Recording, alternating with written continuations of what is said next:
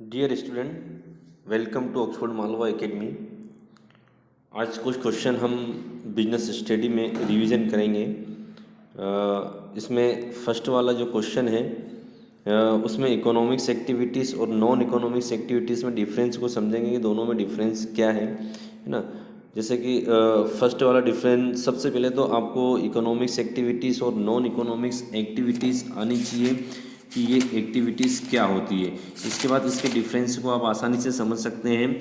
Economics activities can be measured in money and are performed with the purpose of earning money. मतलब जो economic जो activities होती है इसको हम मनी में मेजर कर सकते हैं और इसका उद्देश्य क्या होता है, धन कमाने का उद्देश्य होता है, ठीक है।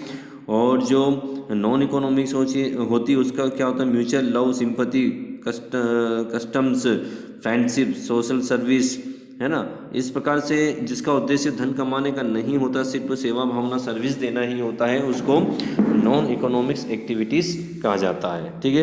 अब इसमें दोनों में आप डिफरेंस को आप समझना। फर्स्ट वाला डिफरेंस क्या, objective.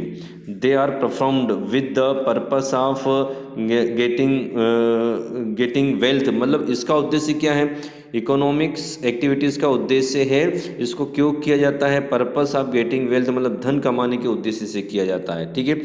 Purpose of this activities is not getting money but love, action and emotions. मतलब जो नॉन इकोनॉमिक्स जो एक्टिविटीज़ होती है उनका उद्देश्य धन कमाने का नहीं होता है, सिर्फ सेवा भावना सर्विस देना होता है। जैसे कि लव है, एक्शंस है, इमोशंस है ना। तो इसके लिए ये एक्टिविटीज़ की जाती है। Measurement, they can be measured in monetary terms. मतलब जो इकोनॉमिक्स एक्टिविटीज़ है इसको हम मनी में मेजर कर सकते हैं, माप सकते हैं, है ना। They can be measured by mental happiness and the feeling of peace. मतलब इसको जो नॉन इकोनॉमिक्स एक्टिविटीज़ है इसको हम इसका मेजरमेंट नहीं कर सकते हैं, ठीक है। इसको हम मनी में नहीं माप सकते हैं। नेक्स्ट है लीगलिटी वाला पॉइंट देखना आप। It is essential the economics activities should be legal. ये क्या एक प्रकार से लीगल मानी जाती है ना। They have no direct connections with legality. मतलब इसका सीधा संबंध जो है कि लीगलिटी से डायरेक्ट संबंध नहीं होता है। नेक्स्ट है फील्ड, मतलब area of economics activities is limited. जो इकोनॉमिक्स एक्टिविटीज़ का एरिया है वो क्या होता है, बहुत कम होता है। और area of non economics activities is unlimited. इसका जो एरिया होता है वो अनलिमिटेड होता है नॉन इकोनॉमिक्स एक्टिविटीज़ का, ठीक है। नेक्स्ट पॉइंट क्या है, फ्रीक्वेंसी को देखना। This activities are done again and again.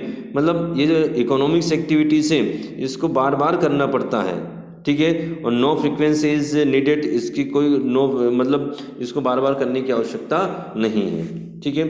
Next point क्या है अपना, नेक्स्ट पॉइंट है इंस्पिरेशंस, है ना। They are inspired by need. मतलब ये आवश्यकता के अनुसार इसको मतलब आवश्यकता के यदि पूर्ति की जाती है तो इससे जो कर्मचारी होते हुए वो प्रेरित होते हैं। और दे आर सेल्फ इंस्पायर्ड, है ना। ये मतलब क्या होता है, जो नॉन इकोनॉमिक्स एक्टिविटीज़ हैं ये मतलब सेल्फ तरीके से जो है कि प्रेरित होता है। वर्कर जो होता है वो सेल्फ तरीके से प्रेरित होता है।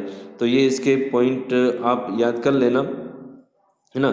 नेक्स्ट है हम डिफरेंस को समझेंगे। पार्टनरशिप और सोल ट्रेडरशिप में डिफरेंस क्या है। पार्टनरशिप वो होती है जिसके अंदर दो या दो से अधिक व्यक्ति मिलकर क्या करते हैं, कोई बिजनेस करते हैं। और सोल ट्रेडरशिप बिजनेस वो होता है जिसमें एक ही व्यक्ति बिजनेस के अंदर कैपिटल इन्वेस्टमेंट करता है, प्रॉफिट का भी अधिकारी वही होता है ना। तो इसमें दोनों में डिफरेंस क्या है, फर्स्ट वाला पॉइंट क्या है, रेगुलेशन, ठीक है। For partnership, Indian partnership act 1932, मतलब इसके अंदर 1932 एक्ट लागू होता है, इसमें कोई भी रेगुलेशन लागू नहीं होता है, ठीक है। उसके बाद क्या है, नंबर ऑफ मेंबर, है ना। इसके अंदर कम से कम 20 मेंबर होते हैं, कम से कम 2 मेंबर होते हैं और अधिकतम कितने होते हैं, 20 होते हैं, है ना। मिनिमम 2 और मैक्सिमम 20, और बैंकिंग सेक्टर यदि हो तो उसके अंदर मैक्सिमम 10, है ना। और इसके अंदर ओनली 1 मेंबर ही होता है, सोल ट्रेडरशिप में मेंबर सिर्फ एक ही होता है, ठीक है। उसके बाद कॉन्ट्रैक्ट, दिस रिटर्न और ओरल कॉन्ट्रैक्ट, मतलब जो पार्टनरशिप होती है उसके अंदर या तो रिटर्न कॉन्ट्रैक्ट होता है या फिर ओरल कॉन्ट्रैक्ट होता है।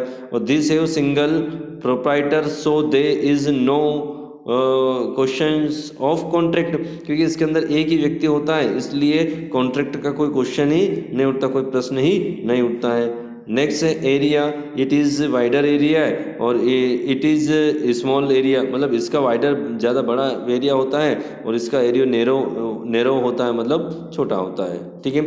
उसके बाद क्या है, उसके बाद सीक्रेटसी मतलब गोपनीयता, मतलब इसके अंदर गोपनीयता लीकेज हो सकती है, क्योंकि 2 या 3 पार्टनर होते हैं, 10 पार्टनर होते हैं या 20 पार्टनर होते हैं, तो उनके बीच जो बिजनेस की जो सिक्योरिटी होती है, सीक्रेटसी होती है, गोपनीयता जो होती है वो लीकेज हो सकती है। और इसके अंदर कंप्लीटेड सीक्रेटसी, मतलब इसके अंदर जो गोपनीयता होती है, इसके अंदर गोपनीयता होती है ना।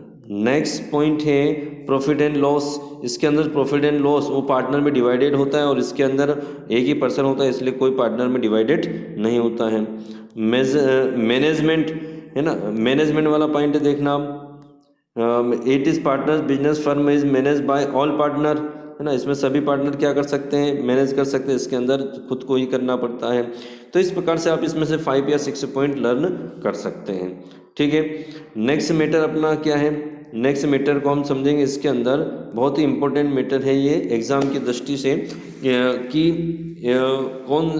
जब पार्टनरशिप डीड एब्सेंट रहती है तो कौन कौन से रूल्स एप्लीकेबल बिजनेस के अंदर होते हैं। सबसे फर्स्ट वाला पॉइंट क्या है, ऑपरेशन ऑफ बिजनेस का जो ऑपरेशन है, सभी ऑल पार्टनर को अधिकार होता है, जितने भी पार्टनर होंगे उनको बिजनेस को ऑपरेट करने का अधिकार होगा।